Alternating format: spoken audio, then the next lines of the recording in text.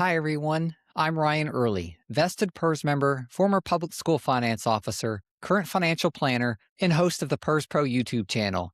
Today, we're walking through PERS Form 9S Service Retirement Application, which is the critical legally binding document required to make your PERS retirement benefit and beneficiary selections. Let's get started.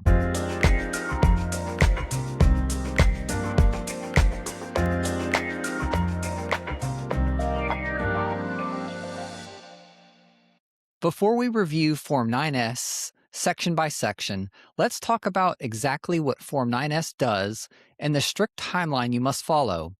As noted in the PERS member handbook, your retirement date is always the first of the month following your termination from covered employment.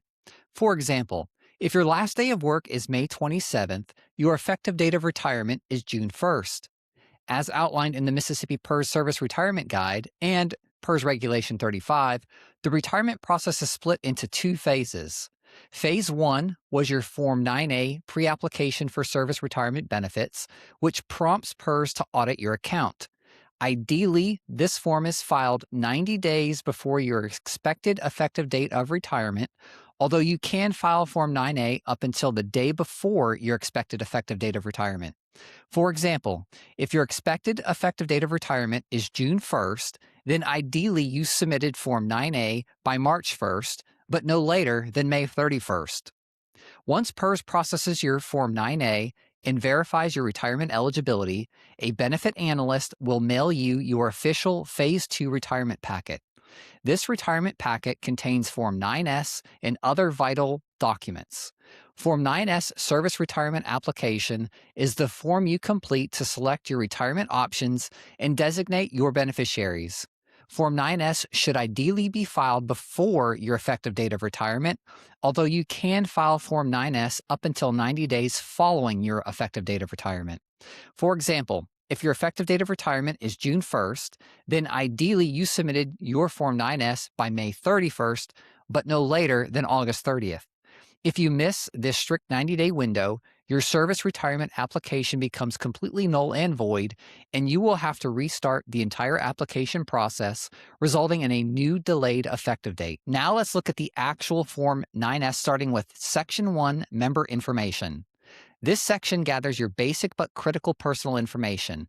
You need to legibly print using black ink or type in a fillable PDF the following: your full legal name, first, middle initial, and last, your social security number, double check this carefully as any typos can delay your processing, your date of birth, and note you must attach a legible copy of your birth certificate to Form 9S when you submit it, even though your employer or you have had to already submit one with Form 9A. Now let's move on to Section 2, Retirement Plan, which is brief and fairly straightforward. You must select the specific retirement system administered by Mississippi PERS that you are retiring from. You will see three check boxes. Public Employees Retirement System of Mississippi, or PERS.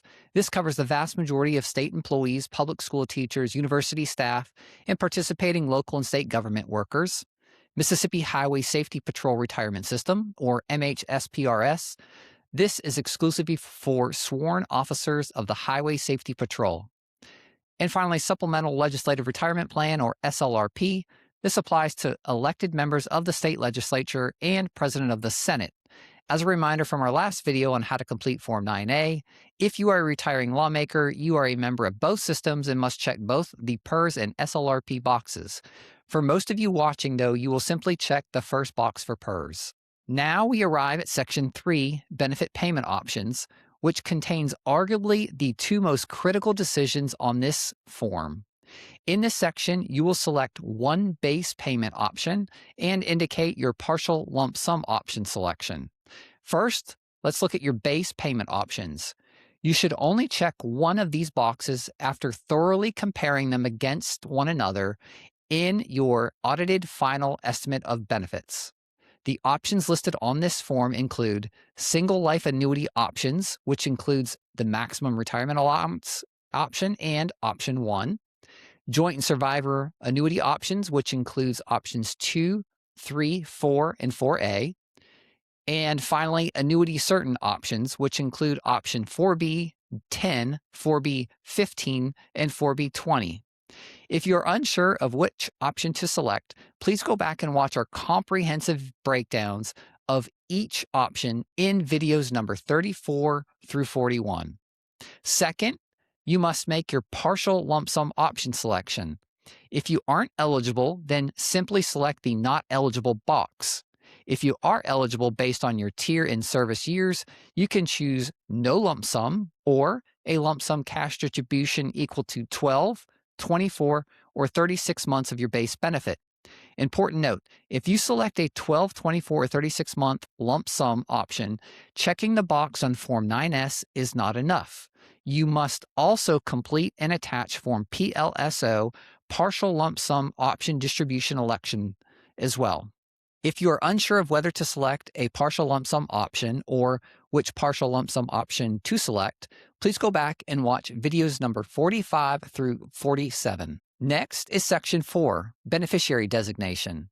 This section locks in who will receive any residual contribution funds or continue to receive lifetime checks after you pass away.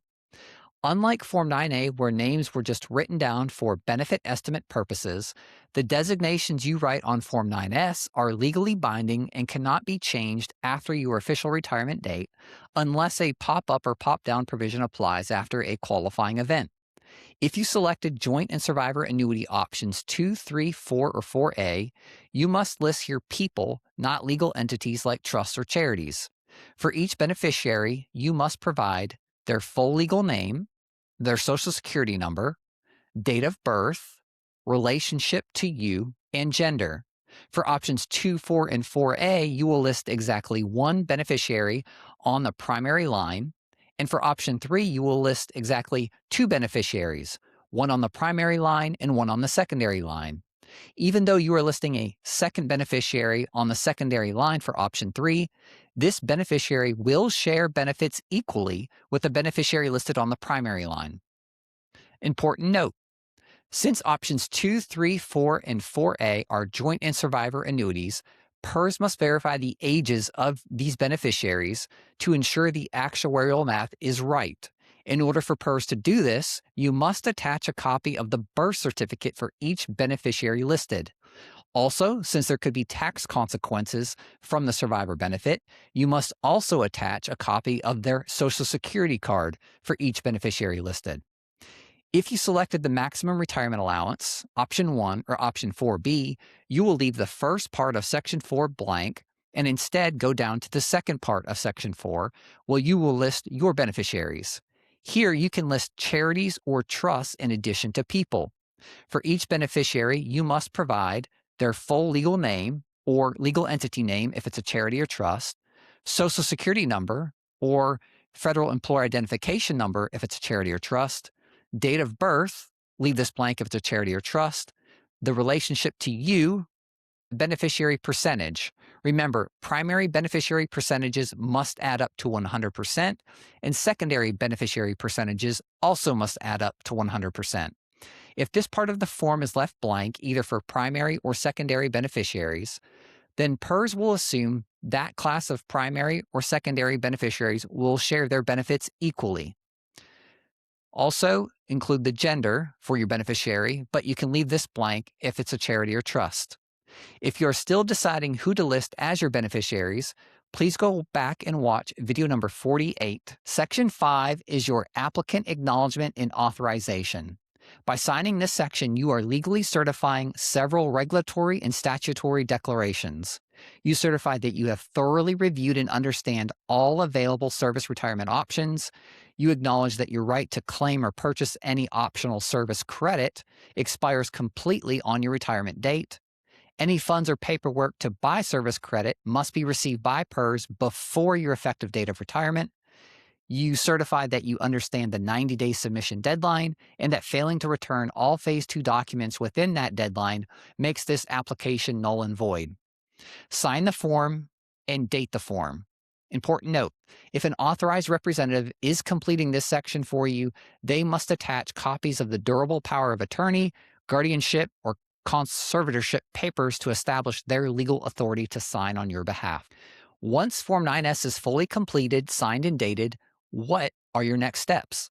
Unlike Form 9A, Form 9S does not get handed to your employer's HR department or benefit coordinator. Your employer already completed their side of the retirement certification in Phase 1 with Form 9A. Form 9S is entirely your responsibility to get to PERS. You must submit the completed form, along with all your required supporting documents, directly to the main PERS office in Jackson, Mississippi. You can do this in two ways. One, by mail, send it to the official PERS address located at the bottom of the form, or two, by fax, fax it directly to the official secure PERS fax number listed at the bottom of the form. Before you seal the envelope or hit send on the fax machine, run through this checklist to ensure your retirement check isn't delayed. Is a copy of your birth certificate attached? Did you choose exactly one base option and one partial lump sum option? If you chose a 12, 24, or 36-month partial lump sum payout, is Form PLSO completed and attached? If you chose option 2, 3, 4, or 4A, are copies of your beneficiary's birth certificates and Social Security cards attached? Is Form 9S signed and dated? If an authorized representative signed the form, is a legal document demonstrating proof of authority attached? And finally, is your Form 9P payroll authorization included in the package? If you are completing Form 9S, here are your action items for today. 1. Review your retirement packet.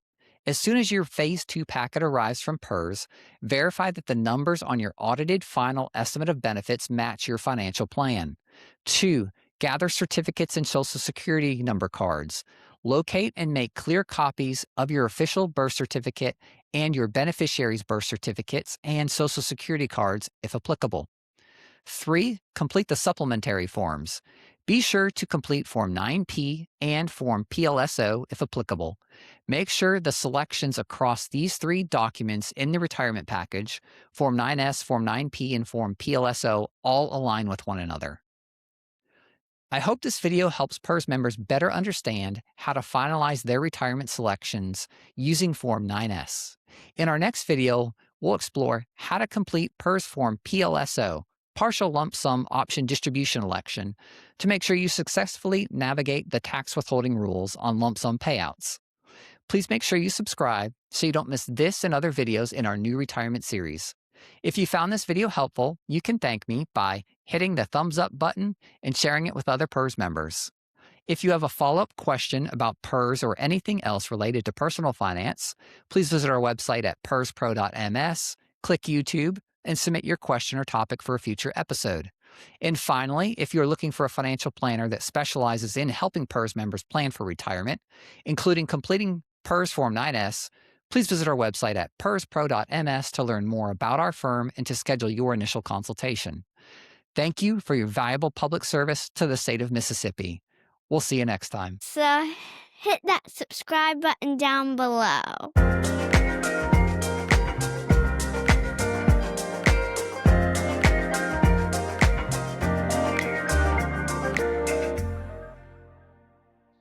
Disclaimer.